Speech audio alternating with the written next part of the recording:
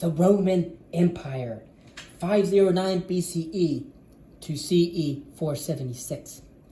According to legend, when the Greek hero Aeneas fled Troy, he came to the 7 hills along the Tiber River that would later become Rome. His descendants, the twins Romulus and Remus, were suckled as infants by a she-wolf. Romulus became the founder and first ruler of Rome.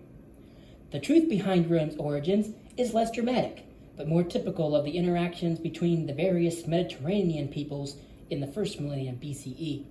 In the 8th century BCE, when the Persian Empire was still expanding and Greek city-states were emerging from their dark age, a variety of ethnic groups, most of them farmers and sheep herders, occupied the hills on either side of the Tiber River. Those earliest residents of Rome were dominated by a group known as the Etruscans. Little remains above ground from the time of the Etruscans, whose exact origins are unknown. In tombs of the wealthy, however, they left evidence of lives filled with music, chariot races, athletic contests, and a lively art. Yet, pleasure-filled though their lives may have been, the Etruscans were not welcome along the Tiber. By 509 BCE, the Romans had driven the Etruscans out of the city and replaced their monarchy with a Roman republic, led by 2 consuls elected by assemblies of wealthy men and aristocrats, known as patricians. The Senate advised the consuls and was involved in all important political decisions. At first, only patricians could take part in public affairs, not plebeians.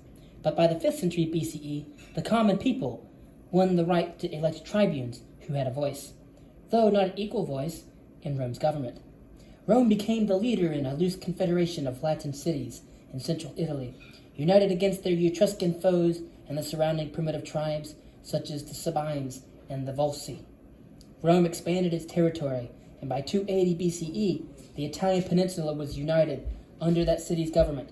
The remaining Etruscans were absorbed into Roman culture. The emerging power in the Mediterranean was viewed with alarm by the Phoenician city of Carthage in North Africa, which had been battling the Greeks for centuries. Rome and Carthage began a series of conflicts called the Punic Wars. Punic was the Roman word for Phoenician.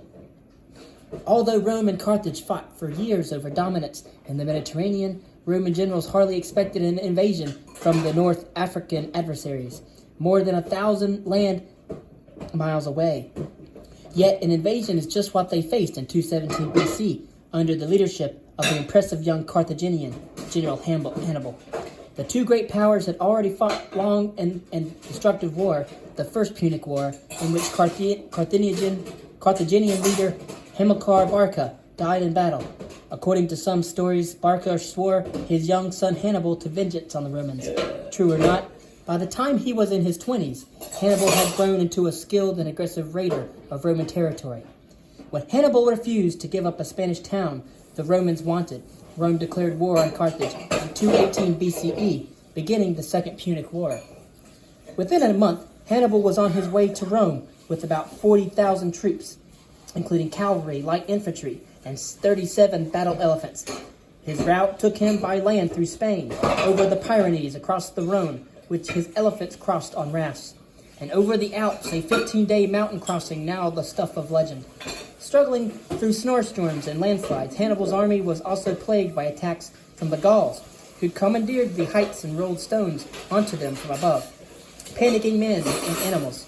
Still, on the 15th day, Hannibal marched into the Italian peninsula, though with only 20,000 foot soldiers, 6,000 cavalry, and 1 elephant left. His losses notwithstanding, Hannibal strode on to Italy, picking up about 20,000 more recruits among the Gauls of northern Italy. In 216 BCE, he faced a massive Roman army, 86,000 strong, at the southern town of Cannae. Knowing that Roman forces liked to attack the center of the enemy's line, Hannibal built a trap. Forming his troops into an arc, he allowed the central portion of his men to retreat ahead of the Romans, while the 2 sides of the arc swung up and around the enemy forces, encircling and crushing them. Rome lost some 50,000 troops in the worst defeat in its history. Despite this victory, the tide began to turn against Hannibal. Unable to drive into Rome, isolated from their allies, the Carthaginians were outnumbered. Meanwhile, Rome began to strike at Carthaginian territory in Spain, and eventually Hannibal was recalled to North Africa to defend his homeland. Carthage was conquered by the Romans, In 201 BCE, hounded by the Romans, Hannibal fled to Bithynia in present-day Turkey, where he committed suicide in 183 BCE, rather than surrender to his lifelong enemies. Rome first drove the Carthaginians from Sicily, as said before, in 241 BCE, then clashed with them again, beginning in 218 BCE, when the skillful Carthaginian general Hannibal came overland from Spain to attack Italy. Although never defeated in the field over 12 years, Hannibal was forced to withdraw from Italy when the Romans stirred up trouble in his homeland. By 202 BCE, Rome had conquered Carthage and occupied northern Africa. In 146 BCE, Rome dealt a final blow to the city by burning it and, according to legend, plowing its ashes under with salt so that nothing would grow there again. When the Romans subdued the Macedonian Greeks at about the same time, Rome controlled the entire Mediterranean area. Even as Rome's empire grew, his republican government collapsed as rival generals battled.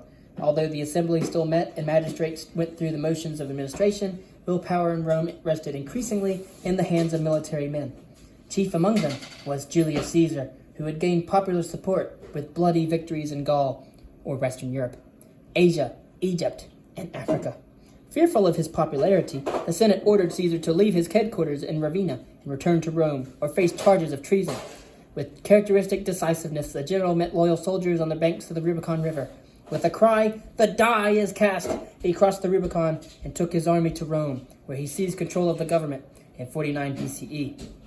Caesar had only a few years in which to enjoy his victory. Ruling as a virtual dictator while promising to restore the Republic, Caesar angered his opponents, who stabbed him to death in the Roman Forum in 44 BCE.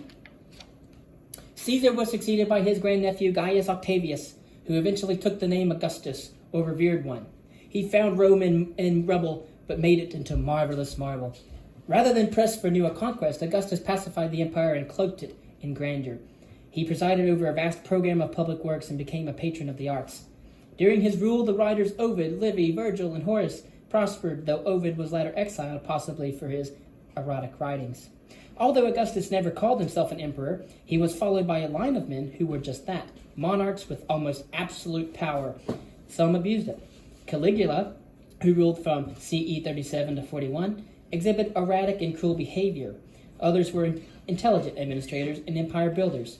Trajan, for instance, ruling from CE 98 to 117, extended Roman control as far as Mesopotamia and founded a system of public assistance for the poor. You might also be interested in Vespasian, my favorite Roman emperor. At its largest, the height of the empire in the 2nd century CE, the Roman world stretched from England to the Persian Gulf and the Caspian Sea. Roman theaters entertained in Africa. Roman aqueducts carried water in France. Roman villas with indoor latrines sprayed gum in Britain. 50,000 miles of harsh surface roads tied the empire together. Stone walls to keep out barbarians were built along the Danube, beyond the Rhine in Syria, and in northern Africa. Hadrian's Wall snaked across northern England from sea to sea, and it can still be seen today. At first, the conquering Romans let local client states govern themselves. Later, Roman governors were assigned to faraway districts to oversee legal affairs. Rome grew rich from looted cities and widespread taxation, but for about 2 centuries, much of what is now Europe, North Africa, and the Middle East experienced what's called the Pax Romana, or Roman peace of stability and orderliness. Watching over this widespread tranquility were the Roman legions, perhaps the most efficient military machine in history. The extensive frontiers remained intact, largely because they were guarded by an army of some 300,000 stationed permanent camps. The Roman Empire could never have been built or maintained without the Roman army, one of the most impressive military forces in history. In the early days of the Republic, its members were drawn only from landowning citizens, but as the empire expanded, that rule was abolished and foreign recruits were granted citizenship after 20 years of service. By the 1st century CE, the troops numbered about 300,000, most of them from the provinces. Roman soldiers, called legionaries, were professionals who joined for the long term, serving between 16 and 26 years, depending on rank. They were steeped in discipline, clothed in armor, and led by military tacticians. At their head, nominally, was the emperor. While the number of legions varied over time, each was commanded by a general and 6 subordinates known as tribunes, men usually from the patrician classes. At full strength, each legion consisted of 10 cohorts of 400 to 500 men. The cohorts were divided into centuries of 80 to 100 men, commanded by a centurion. Centuries were broken into squads called contubania of 8 men. Each century, cohort, and legion carried a standard or symbol. The most important was the legion's eagle. To lose the eagle in battle was a disgrace. To recover it, as Augustus once did, was a glorious accomplishment. Closing with the enemy, a legionary first hurled a javelin, then fought man to man with a short thrusting sword, while protecting himself with a wooden shield rimmed with iron. If he survived his years of service, he was paid well in plunder, bonuses, and a pension in land. When not actively at war, legionaries guarded the empire's extensive borders throughout Europe, Africa, and the Middle East. They also built the roads, aqueducts, and walls that were a lasting legacy of the Roman presence abroad. Living up most of their lives in the provinces, legionaries often married local women and settled down, spreading Roman culture and customs not only throughout Europe, but also North Africa and the Middle East. Freemen in any country in the empire could become Roman citizens. Roman law prevailed, which called for people to draw up contracts in their dealings with each other. Such contracts were enforceable in the courts. Defendants were considered innocent until proven guilty. Some enlightened Roman monarchs insisted on efficient administration and speedy justice everywhere. The capital itself also flourished in Rome's heyday. Julius Caesar built a second Roman forum of the grand public buildings. His successor, Augustus, built another. Shrines and monuments were raised to gods borrowed from the Greeks. Stately arches loomed above generals parading home after foreign conquests. Citizens relaxed in grand heated public baths built by the Emperor Caracalla. 50,000 spectators could be seated in the massive Roman Colosseum to watch games and gladiators. Possibly the most popular circus in the Roman Empire was the gladiator contest. From their beginnings at Etruscan funeral rites, fights between armed gladiators became hugely popular by the time of Julius Caesar, who sponsored a battle between 300 pairs at one time. Most gladiators were male slaves or criminals, but women also fought, as did the occasional patrician. In the 2nd century CE, even the Emperor Commodus fought a few bouts and won all of them. Elegant gardens and villas of the rich adorned the city. Only a small minority of wealthy Romans lived in these villas, however. Poorer citizens lived in noisy several-story tenements that sometimes collapsed and frequently caught fire. Some of these had running water, but none had plumbing. Inhabitants visited public toilets or simply dumped their chamber pots out the window. Streets were narrow and crowded with shops. At the bottom of the social ladder were slaves. By the 2nd century BCE, slaves of various nationalities captured in foreign conquest may have made up 1/3 of the Roman population. Many worked on the huge country estates called latifundia, owned by the Roman elite. Others toiled in terrible conditions in quarries and mines. Urban slaves had it a little better. Some worked as household servants, but others were shopkeepers and craftsmen and could accumulate a bit of savings. Many city slaves were freed by their 30th birthday. A 30th birthday, the celebration of the end of the birth year, was invented by the Persians. Even so, all slaves could legally be beaten, tortured, or killed by their masters for various crimes. Romans were aware of the poorly treated masses in their midst, however. As the historian Cato wrote, quote, "You have as many enemies as you have slaves," end quote. Rural slaves organized several uprisings, the most famous of which involved an army of some 70,000 led by the ex-gladiator and escaped slave Spartacus in 73 BCE. It took some 40,000 of Rome's best troops 2 years to quell the revolt, after which the Roman general Crassus crucified 6,000 of the rebels along the Appian Way to give an illustration of their power. You might also note that crucifixion was a practice that was invented by the Persians and adopted by the Romans. Despite these social injustices, this was the golden age of Rome, a time of power and wealth, and for the great mass of people, freedom from war and traumatic changes in government. Edward Gibbon, an 18th century historian, wrong as he might have been on some parts, called it the period in the history of the world during which the condition of the human race was most happy and prosperous. As Rome moved into the 1st century CE, the military gradually gained the upper hand in Rome, and the civilian government was little more than a figurehead. The loss of any form of democracy and control from the assembly led to excesses by some leaders, which undermined public confidence. Meanwhile, barbarians continued to attack the borders. Constantly repulsing them was costly. Resources might have been sufficient to maintain the frontiers, but they were wasted in battles between rival emperors. After Diocletian became emperor in CE 284, he decided that the empire was too large for any one person to govern and divided it into two parts, the eastern and the western provinces, with an administrator for each. The empire's strength shifted eastward, and when Constantine became emperor of the Eastern Empire, he moved his capital to Byzantium, now Istanbul, Turkey, and he renamed the city after himself, Constantinople. Slowly but irreversibly, the two parts of the Roman Empire drifted apart. Situated favorably for commerce and defense near both the Black and Aegean seas, and supported by the growing Christian religion, the Eastern Empire continued to thrive for many centuries. The western half gradually shrank before the continued attacks of various Germanic tribes. Throughout Roman history and during the time of all early civilizations, great sweeps of wild land still existed, occupied by nomads, giving more to roving and raiding than building permanent structures. They harassed the great powers continuously, sometimes destroying everything they had accomplished, although progress in technology would eventually advance again. In a huge migration during the late 4th and early 5th centuries CE, Goths and Huns swept out of the Eurasian northwest, and Angles, Saxons, and Vandals moved down from northern Europe. Able to travel light and fast, sometimes in large confederacies, the mounted invaders were formidable fighters, using arrows and short bows when on horseback and slicing with sabers at close range. As the nomadic conquerors, however, they began to enjoy the fruits of civilized living.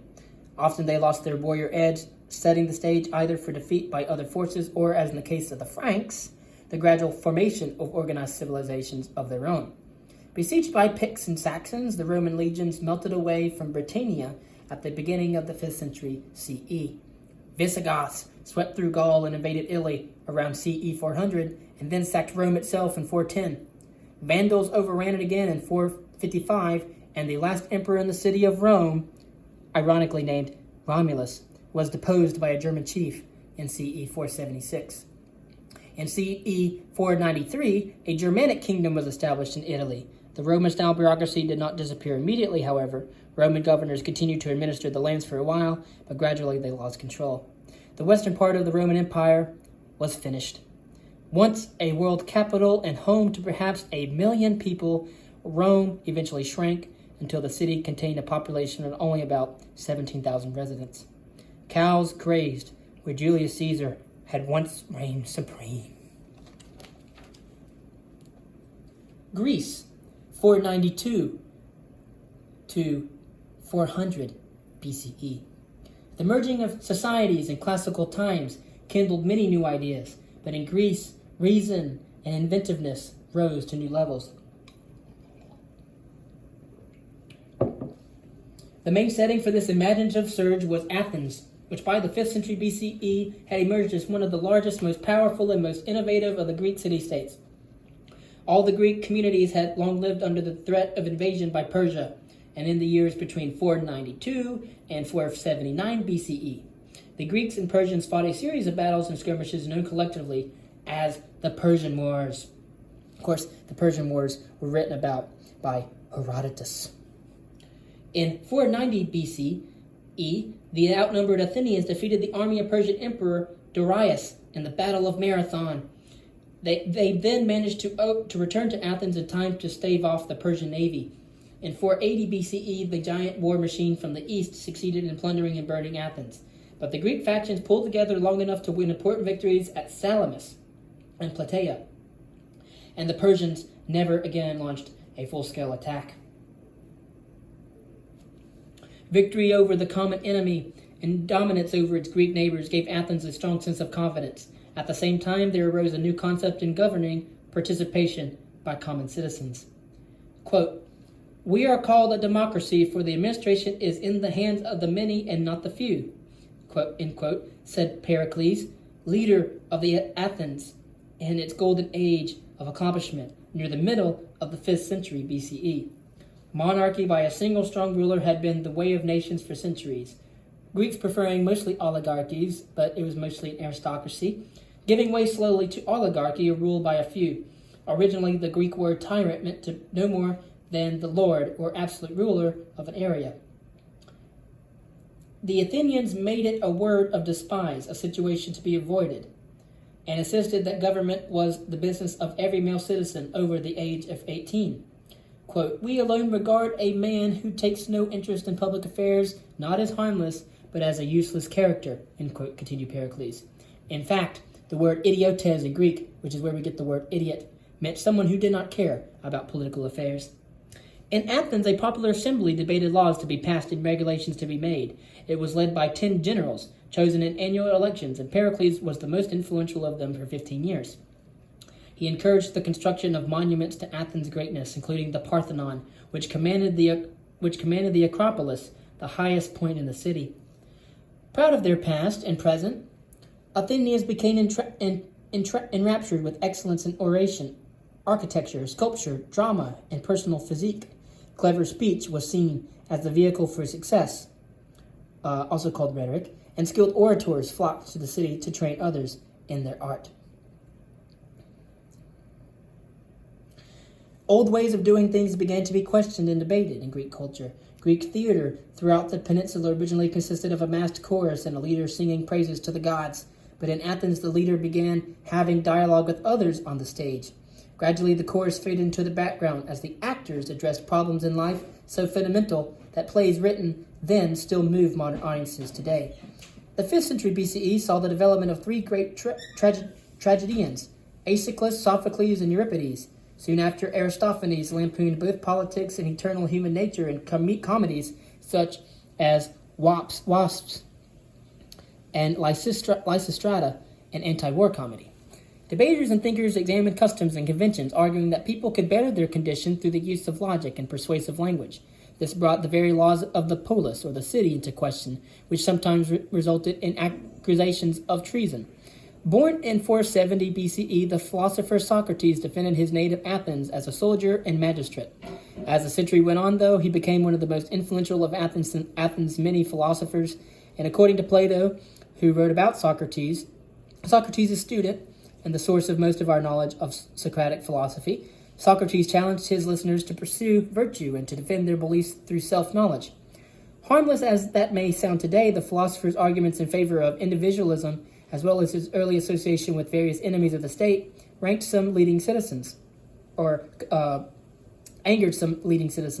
Convicted in 399 BCE of corrupting youth and blaspheming the gods, Socrates was given the choice of repudiating his beliefs or being put to death. Staying true to his philosophy, he chose death, drinking hemlock while in prison. At the same time that Socrates was teaching self-knowledge, Hippocrates of the Ionian city of Kos founded a school that looked into the causes of diseases instead of simply blaming them on evil spirits. In the 4th century, Aristotle split science into categories such as biology and physics and studied them all. He was the pupil of Plato and also the tutor of Philip of Macedon's son, Alexander. 5th century writer Herodotus, whom Cicero later called the father of history, not only recorded events but also wrote of the customs and habits of people.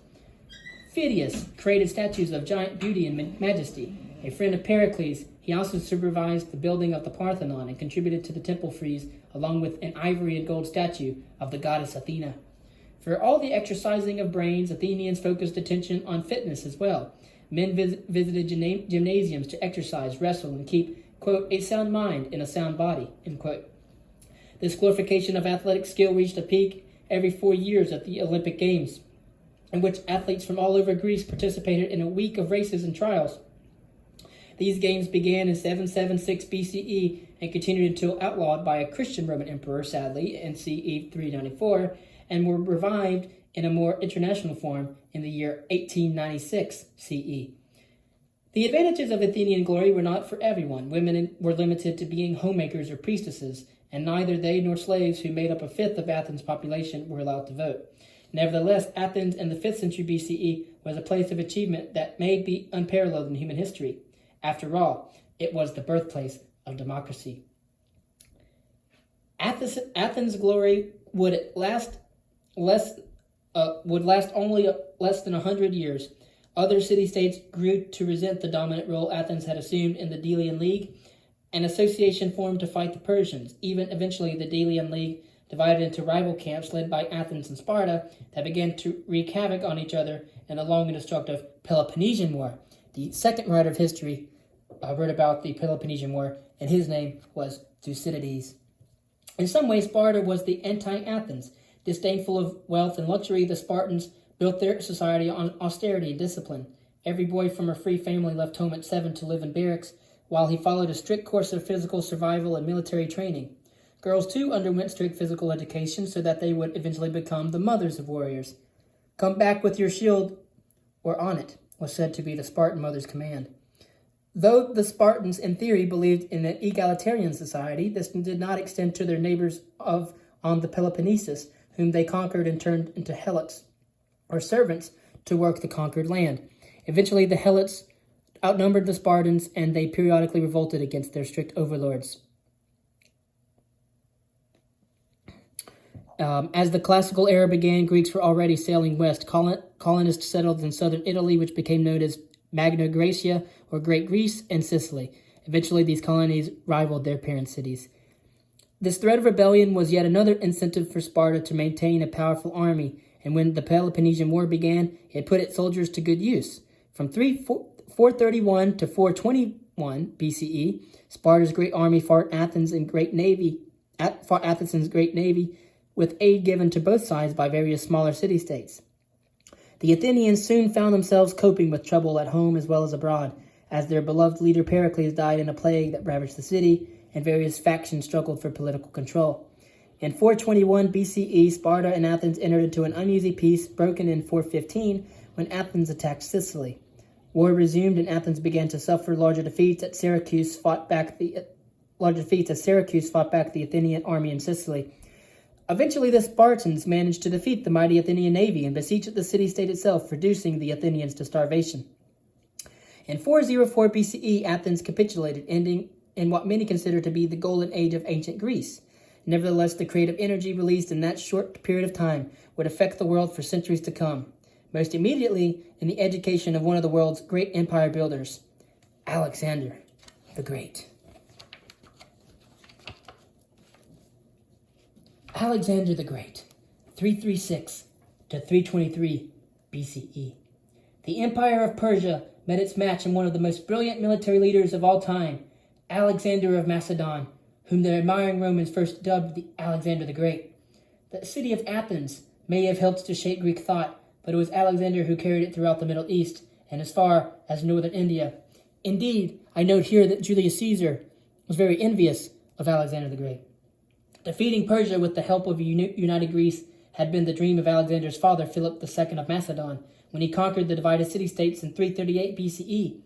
Philip is believed to have developed the phalanx, a tight cluster of foot soldiers that moved into battle, holding their shields close together and wielding spears so long that those held by men in the fifth rank extended beyond the men in the first rank.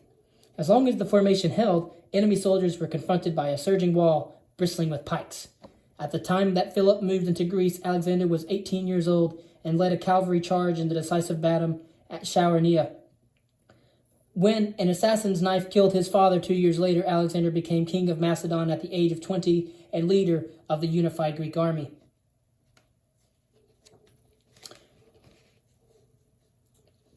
From the Macedonian capital of Pella, Alexander sped into Persia, Egypt, Babylonia, Bactria, and India in only 11 years, building an empire that spanned 3 continents. In 334 BCE, with a force of 30,000 foot soldiers and 5,000 cavalry, Alexander left the Macedonian capital of Pella on an expedition that would last more than a decade. Although a century and a half had passed since the Persians had burned Athens, the Greeks still sought vengeance. Alexander needed Persia's wealth to maintain his father's well-trained and expensive army.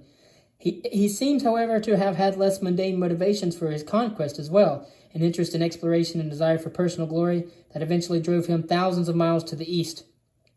Led by Alexander, Greek troops defeated the forces of Darius III. The young conqueror claimed all Persian lands and wealth for himself and his troops, although he took little booty himself. Although seeking to enrich his homeland, Alexander also wanted to maintain unity throughout his conquered realm.